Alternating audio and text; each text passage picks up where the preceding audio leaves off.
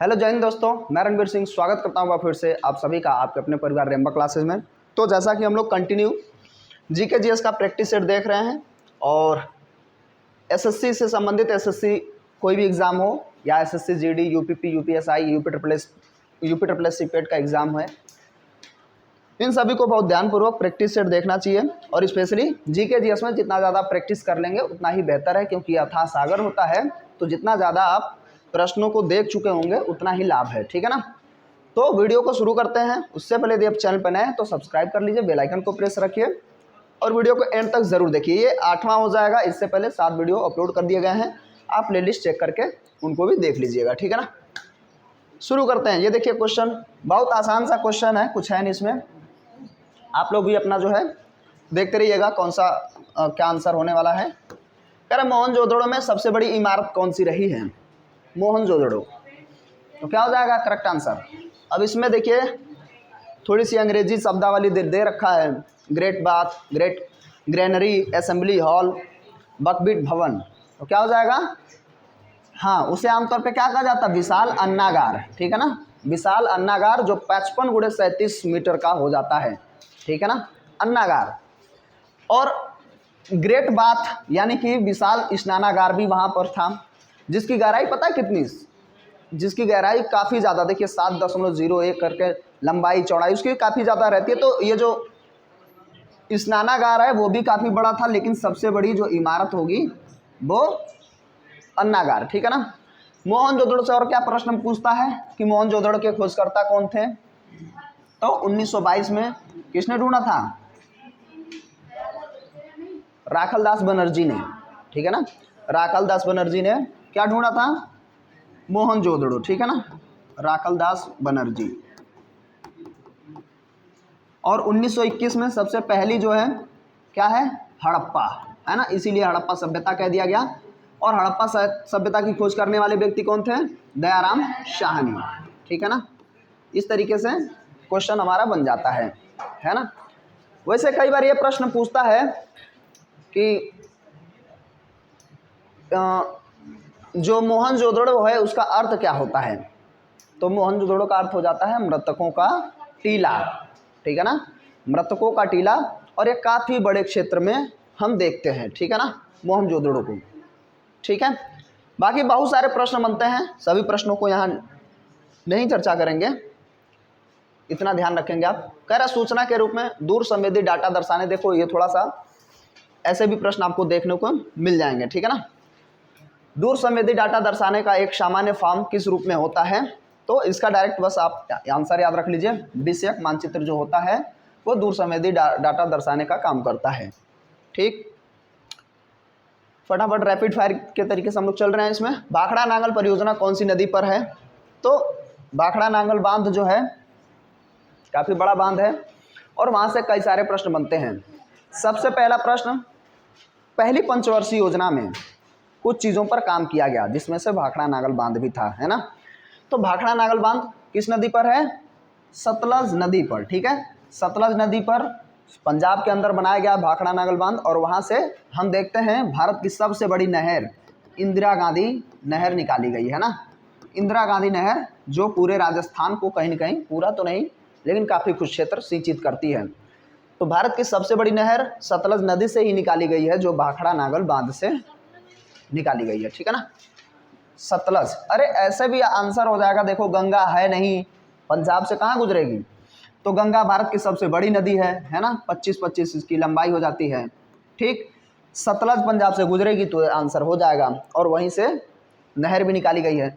कावेरी जो है, कावेरी दक्षिण भारत में बहने वाली नदी है ना। तो दक्षिण की गंगा हम कावेरी को कहते हैं, है ना। सेकेंड लार्जेस्ट नदी हो जाती है। सबसे बड़ी नदी दक्षिण भारत की कौन हो जाती है? दक्षिण भारत की सबसे लंबी नदी नहीं,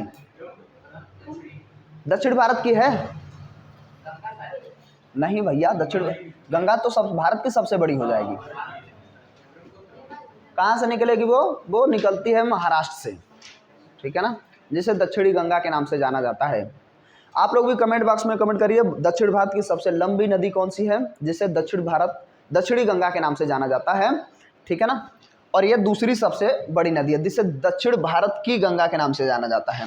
बाकी ब्रह्मपुत्र भारत में जो है सबसे चौड़ी नदी हो जाती है, कई सारे नाम चलो अच्छा, बाकी कमेंट वाले तो कमेंट करेंगे, यहाँ तो ये लोग बता दिए, ठीक है। तो ब्रह्मपुत्र जो है भारत की सबसे चौड़ी नदी है और ये कई सारे नाम बदलती रहती है, सांगपुर से होते हुए आती है ब्रह्मपुत्र, फिर कहीं जमुना, तो कहीं कुछ अलग अलग नाम बदलते हुए जाके मेघना अंत इसका नाम हो जाता है ना, पद्मा फिर मेघना। तो ब्रह्मपुत्र जो है सबसे चौड़ी नदी है और इसी पर दुनिया का सबसे बड़ा नदी द्वीप भी है, जिसे हम क्या कहते हैं, माजुली। हाँ, माजुली द्वीप जो है दुनिया की सबसे बड़ी नदी द्वीप है, जो ब्रह्मपुत्र में ही है, असम में, ठीक है। तो फिलहाल हमारा क्वेश्चन था भाखड़ा नागल परियोजना कौन सी नदी पर है, तो सतलज नदी पर है, जो पहली पंचवर्षीय योजना के अंतर्गत देखा गया था या इस पर काम किया गया था जवाहरलाल नेहरू के द्वारा, है ना।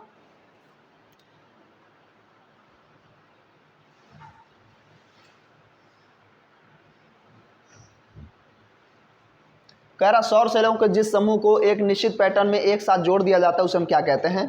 तो इस तरीके से भी प्रश्न बनते हैं, बहुत सामान्य से प्रश्न। सौर सेलों का एक समूह है, एक फिक्स जो है पैटर्न बना दिया जाता है, तो उसे हम क्या कहते हैं। वैसे आप लोग आंसर करें, क्या रहेगा, सौर सेल पैनल, सही है बिल्कुल सबका। तो पैनल होता है ना, आमतौर पे ये सब ऐसे ही अननेसेसरी है ना। तो जो पैनल होता है मतलब पूरा एक, देखिए दुनिया का सबसे बड़ा सौर ऊर्जा का जो बनाया जा रहा है वो भी वर्तमान में किस क्षेत्र में है। देखिए राजस्थान में इस पे काम बहुत तेज़ी से चल रहा है ना, और हरियाणा के कुछ क्षेत्रों में भी किया गया है। तो सबसे ज़्यादा सौर ऊर्जा से यानी सौर से ऊर्जा हमें प्राप्त करने की कोशिश करनी चाहिए, ये दुनिया कम से कम दुनिया को भारत दिखा रहा है, ठीक है ना। तो सौर सेल आमतौर पे पूछ लेता है कि ये लोग काम कैसे करते हैं।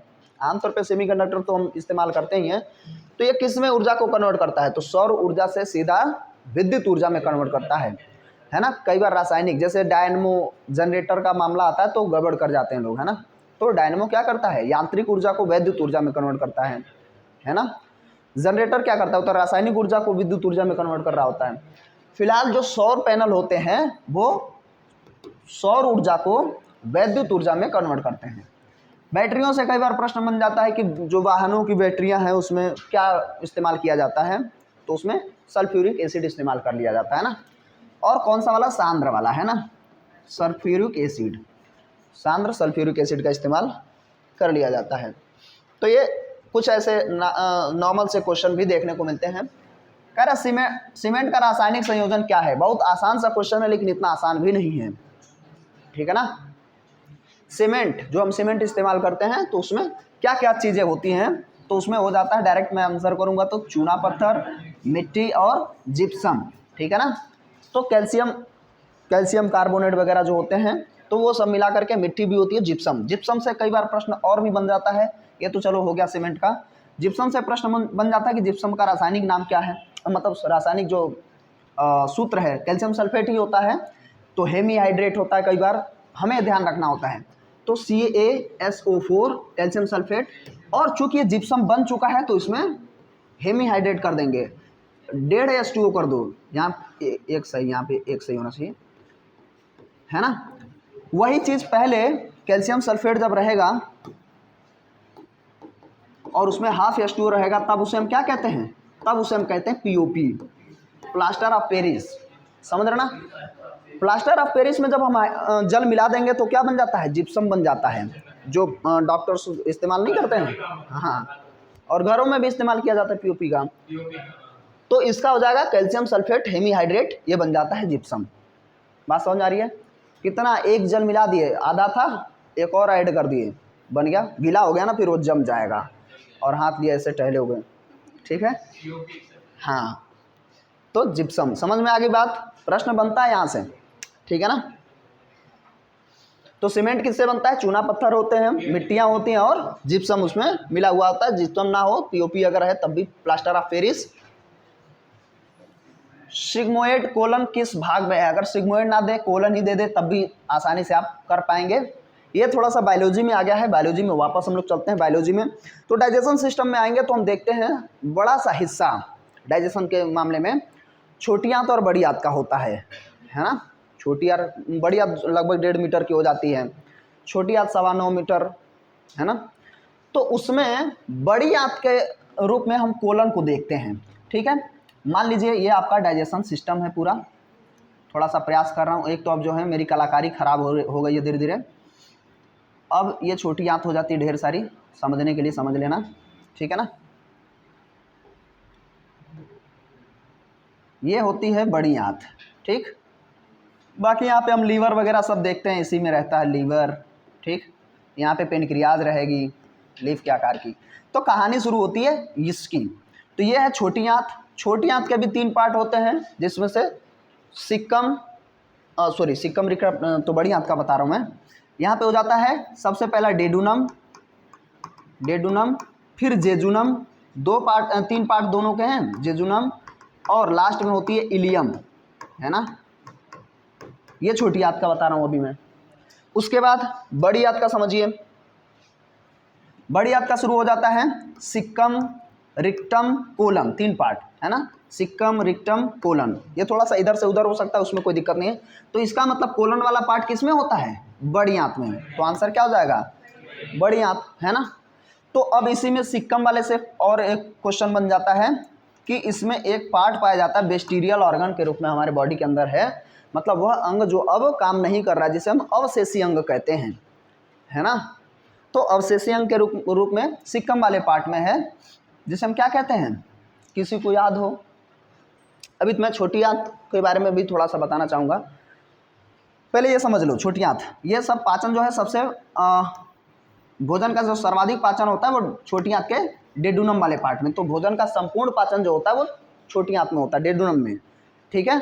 जेजुनम कुछ नहीं कर रहा होता है, वो सिर्फ ट्रांसफर करता है। और इलियम वाले पार्ट में, छोटी आंत के इलियम वाले पार्ट में भोजन का संपूर्ण ऑब्जॉर्प्शन होता है, ठीक है ना। पूरी तरीके से उसमें विलाई नामक संरचनाएं पाई जाती है, जिससे भोजन का अवशोषण होता है, ठीक है। और जो बड़ी आंत है, बड़ी आंत में अब उसकी कोई प्रासंगिकता नहीं रही, लेकिन इस पार्ट में इचेरिया कोलाई या ई कोलाई कई बार कहा जाता है, इस नाम का बैक्टीरिया पाया जाता है, ई कोलाई या इचेरिया कोलाई, ठीक है। जो क्या करता है, मनुष्य के साथ सहसजीवी संबंध बनाता है, अर्थात वो हमें B12 देता है। हमारा जो विष्ट भोजन है छोटी आंत के बाद जो है, फिर भोजन बेकार होता है, कुछ होता नहीं उसमें, क्योंकि सारा ऑब्जॉर्प्शन हो चुका होता है। तो अब विष्ट भोजन को वो इस्तेमाल करता है, खाता है और विटामिन B12 देता है ना। कौन? इचेरिया कोलाई। तो कई बार पूछता है कि पेट में पाया जाने वाला जो है, बड़ी आंत में पाया जाने वाला बैक्टीरिया कौन सा है? तो ई कोलाई, ठीक है ना। बात समझ आ रही है? और कुछ और चर्चा तो नहीं करना चाह रहे थे हम लोग? चलिए, तो ये सिर्फ ऐसे सामान्य सा पूछ लिया है। बाकी भोजन का पाचन शुरू यहाँ से हो जाता है, हम जानते हैं। ये हमारा क्या है? अमाशय, है ना। इसमें HCl पाया जाता है, जो पेप्सोनियोजन में है, तो उसको कन्वर्ट करेगा सबको, फिर वो भोजन का पाचन शुरू करते हैं। ये लीवर की जरूरत की मदद से हम देखते हैं पाचन होता है छोटी आंत में। पेनक्रियाज और लीवर मदद करते हैं, डेडुनम वाले पार्ट में भोजन का पाचन होता है, जो 100%। भोजन पाचन शुरू कहाँ से हो जाता है, ये कई बार पूछता है। भोजन का पाचन कहाँ से शुरू हो जाता है? मुंह से, है ना। हाँ, हम 30% जो है कार्बोहाइड्रेट का पाचन चबाते समय ही कर लेते हैं, है ना। लार होता है ना, तो उसमें क्या होता है, जो सलाइवा होता है उसमें क्या क्या पाया जाता है? टाइलिन, है ना, टाइलिन, एमाइलेज और लाइपेज। हालांकि लाइपेज का तो काम है जो भी रोगाणु है उनको समाप्त करना, खत्म करना, तो टाइलिन उसमें पाचन के करता है। तो 30%। इसीलिए पूछता है कि खिलाड़ियों को त्वरित ऊर्जा देने के लिए हमें क्या देना चाहिए? ग्लूकोज, है ना। कोई भी मीठा पदार्थ, सभी मीठे पदार्थों में क्या पाया जाता है? कार्बोहाइड्रेट जो है तुरंत मतलब रिसेंटली ऊर्जा हमें देता है। बाकी प्रोटीन और जो वसा है वो बाद में इस्तेमाल कर लिए जाते हैं, ठीक है ना। और चलिए, अच्छा आगे बढ़ते हैं। मांसपेशी को हड्डी से जोड़ने, ये प्रश्न खूब बनता है, और यहाँ पर भी बच्चा थोड़ा सा, ये 2 ही चीज़ ध्यान रखनी है, लेकिन वहाँ पर भी गलती करेंगे ज़रूर, मानेंगे नहीं। कह रहा मांसपेशी को हड्डी से जोड़ने का काम कौन करता है? कौन सा टिश्यूज़ है जो इनको जोड़ते हैं, मांसपेशियों को हड्डी से, ठीक है ना। आज मैं याद करा दूंगा, भूलेंगे नहीं आप। तो पहले इसका मैं देखो, उपास्थि तो होगा नहीं। उपास्थियाँ कौन सी होती है? जो आमतौर पे हड्डी भी है और हड्डी भी नहीं है ना, दोनों के बीच की कड़ी है। जैसे ये कान है ना, उपास्थि है, देखिए आकृति एक बनी हुई है, नाक का आगे वाला हिस्सा है लेकिन स्टेबल भी है, तो उपास्थियाँ हो गई। बचा है लिगामेंट और टेंडन, अंतरकाशी द्रव्य, तो ऐसे भी आप एलिमिनेट कर देंगे। तो यही दोनों में ध्यान रख लें हम, तो गलतियां नहीं होगी। तो मांसपेशियों को जो हड्डी से जोड़ेगा वो होता है टेंडन, ठीक है ना, ध्यान से समझिए, इसको याद रख लीजिए, टेंडन, ठीक है ना। और लिगामेंट जो होता है वो हड्डी को हड्डी से, है ना, अस्थियों को अस्थियों से ही जोड़ता है, अस्थि प्लस अस्थि। इन दोनों को याद रख लीजिए, यहां से प्रश्न आता है और बस यही आता ही है। मतलब एक तरीके से जैसे मान लीजिए बॉडी के अंदर कुछ ऐसी चीज़ें, जैसे मान लीजिए मांसपेशियां हैं, है ना, जो सेल्स होती हैं, तो हर ऑर्गन का अलग अलग सेल्स है, हड्डियों के लिए अपनी अलग सेल्स है ना। तो उसी में जो बीच में जैसे कंडरा वगैरह हैं, तो बीच में दोनों को ज्वाइंट करने का जो एक पदार्थ होता तो वो भी सेल्स से बन करके ऊतक होते हैं। तो वो कुछ विशेष, जैसे टेंडन है, टेंडन क्या करेगा, मांसपेशियां हमारी जो हैं वो हड्डियों से लगी रहेंगी, है ना, जुड़ी रहेंगी। तो उनको एक तरीके से समझने के लिए सीमेंट समझ लो, नॉर्मल में घर बना रहे हो, है ना, तो जोड़ने का जो कारक है वो, तो सबसे ज़्यादा इसका इस्तेमाल होता है। हालांकि लिगामेंट अस्थियों से अस्थियों को जोड़ेगा, तो सबसे ज़्यादा तो हम देखते हैं यही मात्रा में, अधिक मात्रा में, तो टेंडन। तो बस टेंडन याद रख लो ऐसे ही। लिगामेंट को कैसे याद रखोगे, बड़ा सा नाम है, मैं तो अपने हिसाब से ट्रिक से कर लिया हूँ कि किस तरीके से याद करना है। नहीं, अरे समझो तो यार, ये तो इसका आंसर लिख दिया हूँ ना, लिगामेंट जो है जोड़ता किसको है, अस्थि से अस्थि को, मांसपेशी को अस्थि से जोड़ने का काम करेगा टेंडन। तो इसका आंसर ये है, ठीक है ना। इन्हीं दोनों को याद रखना है, याद कर लो जैसे भी करके, और इन्हीं से प्रश्न बनता है, ठीक है। भारतीय नागरिकता किसके द्वारा दी जाती है, काफी इंपॉर्टेंट क्वेश्चन ये भी है, और इस समय तो इसलिए भी बनेगा कि एनआरसी और जो मुद्दे चल रहे हैं आजकल, है ना, तो थोड़ी ये समस्या जो है सामने, उसकी वजह से क्वेश्चन बन जाएगा। तो भारतीय नागरिकता किसके द्वारा दी जाती है, तो भारतीय नागरिकता आमतौर पे किस मंत्रालय के अंतर्गत आएगा, ये ज़्यादा क्वेश्चन आपको देखने को नहीं मिला होगा। बहुत सारे बच्चे तुरंत यहाँ पे आ गए होंगे, है ना। तो गृह मंत्रालय के अंतर्गत ये चीज़ें आती हैं। अब याद रखने का तरीका क्या है, जब भी एनआरसी का मुद्दा रहा है तो कौन आए थे सामने, चाहे वो मुद्दा पेश करना हो, बिल पेश करना हो, विधेयक बनाना हो, कौन आए थे, अमित शाह जी आए थे कि नहीं। तो ऐसे याद रख लेना, गृह मंत्रालय के अंतर्गत होता है। वैसे नागरिकता की बात करें तो अलग अलग तरीके से नागरिकता हमारे यहाँ भारत में, शुरुआत में तो जब हम अलग अलग हो रहे थे पाकिस्तान और भारत, तो उसमें अलग अलग प्रोसीजर था। कई बार संविधान में पूछेगा कि किस भाग में है, तो नागरिकता भाग 2 में है, ठीक है ना। और अनुच्छेद कितने से कितने तक, 5 से लेकर के 11 तक नागरिकता की बात की गई है। उसी में जो ओशियन कार्ड धारक या एनआरआई वगैरह, इन सब की भी चर्चाएं होती हैं, ठीक है। तो गृह मंत्रालय जो है ये तय करेगा कि किसको नागरिकता दी जाए और किसको न दी जाए, ठीक है ना। किस अनुच्छेद में है, 5 से 12 तक में है ना। पहले पाकिस्तान को प्रव्रजन करने वाले लोग, उनकी नागरिकता खत्म कर दी जाएगी। सबसे पहले शुरू होता है कि भारत में जो लोग हैं अवस्थित उस समय, वो नागरिक होंगे भारत के, ठीक है ना। फिर जो पाकिस्तान को प्रव्रजन कर जाएंगे अगले अनुच्छेद में, वो भारत के नागरिक नहीं रहेंगे। फिर जो पहले आएंगे, पहले आना है, पहले बुलाएंगे कि हमारे भारत में जो लोग आ जाएंगे पाकिस्तान से प्रव्रजन करके, उनको नागरिकता दी जाएगी। फिर वापस जाने वालों को, इस तरीके से चलता है। कई बार पूछता है कि किस भाग में, तो ये ध्यान रखिएगा। बाकी भारत का राष्ट्रपति पद तो हम जानते हैं, अनुच्छेद 52 में है, ठीक है ना। आर्टिकल 52 में कहा गया है कि भाई भारत के राष्ट्रपति होंगे। और प्रधानमंत्री किस आर्टिकल के तहत होते हैं, कौन सा अनुच्छेद, प्रधानमंत्री का पद किस अनुच्छेद के अंतर्गत आता है। स्पेशली प्रधानमंत्री के लिए कोई पोस्ट नहीं है, कोई मतलब कोई पद नहीं है हमारे यहाँ, आर्टिकल नहीं है, पद तो ही है। लेकिन पूरे मंत्रिपरिषद के लिए चर्चा हो जाती है कि राष्ट्रपति की मदद के लिए, राष्ट्रपति महोदय की सहायता हेतु मंत्रिमंडल का गठन किया जाएगा। यह अनुच्छेद 74 में कहा गया है। तो ये सारे मंत्री लोग जो है अनुच्छेद 74 में ही आएंगे। मंत्रिपरिषद की बात होती है, ना कि किसी प्रधानमंत्री की। हमारे यहाँ प्रधानमंत्री का जो है प्रावधान नहीं है स्पेशली, किसी भी आर्टिकल में, ठीक है ना। कह रहा है किसको लोकनायक के रूप में जाना जाता है, ये काफ़ी इंपॉर्टेंट क्वेश्चन है, ये कई बार देखने को मिल रहा है। तो लोकनायक कहे जाते हैं बिहार के बड़े गद्दावर नेता रहे हैं अपने समय में, है ना, जब इमरजेंसी वाला टाइम ड्यूरेशन चल रहा था। तो क्या हो जाएगा नाम इनका, जयप्रकाश नारायण, ठीक है। इन्हें लोकनायक के नाम से जाना जाता है। बाकी इस तरीके से क्वेश्चन बनते ही रहते हैं। और मुझे लगता है कि अब एक और क्वेश्चन लास्ट बचा है, कौन सा खिलाड़ी एक भारतीय पेशेवर टेनिस खिलाड़ी है। इस तरीके से प्रश्न बनता है कि कौन सा गेम कौन खिलाड़ी खेलता है, कौन सा नहीं, है ना। तो क्या हो जाएगा आंसर, देखिए टेनिस खिलाड़ियों में भारत के जो टेनिस इन सब में विकल्प में रोहन बोपन्ना जो है टेनिस खिलाड़ी, पेशेवर टेनिस खिलाड़ी हैं। लेकिन प्रकाश पादुकोण और पुलेला गोपीचंद ये दोनों क्या है, बैडमिंटन खिलाड़ी हैं, ठीक है ना। प्रकाश पादुकोण कुलदीप यादव जानते ही होंगे।